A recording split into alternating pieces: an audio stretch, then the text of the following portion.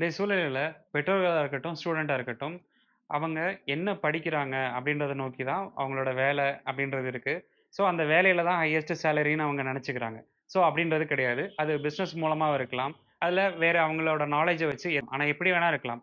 ஆனா அவங்களுக்கான எண்ணத்த வந்து மாத்தணுன்றதுக்காக தான் நான் இப்போ ஒரு டீட்டெயில் சொல்லப் போறேன். இது என்னன்னா ஹையஸ்ட் பெய்டு ஜாப்ஸ். யார் யாரெல்லாம் அந்த உலகத்துல அதிகமான பெய்டு ஜாப்ஸ் வந்து பண்ண போறாங்க அப்படின்றத சொல்றேன். ஃபர்ஸ்ட் யாரா இருக்காங்க அப்படின்னா, பிசினஸ் மேன் தான் இருக்காங்க. செகண்டா யாரா இருக்காங்கன்னா, டாக்டர்ஸ் இருக்காங்க. அதுக்கடுத்து அந்த லைன்ல பெட்ரோலியம் என்ஜினியர், பைலட், லாயர் இந்த மாரி அடுத்து வந்து இருக்காங்க. இவங்கலாம் ஹையஸ்ட் பெய்ட் சேலரி வாங்கியிருந்தாலும், அத ஒரு இடத்துல சேவிங்ஸ் வந்து பண்ணணும் தானே! நமக்கு தேவையானது என்னதான் சேலரி வாங்குனாலும், அதுல ஒரு சேவிங்ஸ் வந்து இருக்கு. அந்த சேவிங்ஸ் ஷேர் மார்க்கெட்ல இருக்கு. ஏன் ஷேர் மார்க்கெட்ன்றத பத்தி திருப்பி திருப்பி சொல்லிட்டு இருக்கோம் அப்படின்னா, பேங்க்க காட்டிலும் பேங்க் வந்து 8% குடுக்குதுன்னா, 8% 9% வந்து ரிட்டர்ன்ஸ் குடுக்குதுன்னா, ஆனா ஷேர் மார்க்கெட் வந்து அத விட அதிகமாவே ரிட்டர்ன்ஸ் குடுக்குது. அது எந்த அளவுக்கு சேஃப் அப்படின்றத இதுக்கு முன்னாடி வீடியோல சொல்லியிருக்கேன். ஸோ, இதுல இன்வெஸ்ட் பண்ணி நம்மளும் அதுல பயனடைஞ்சுக்கலாம்.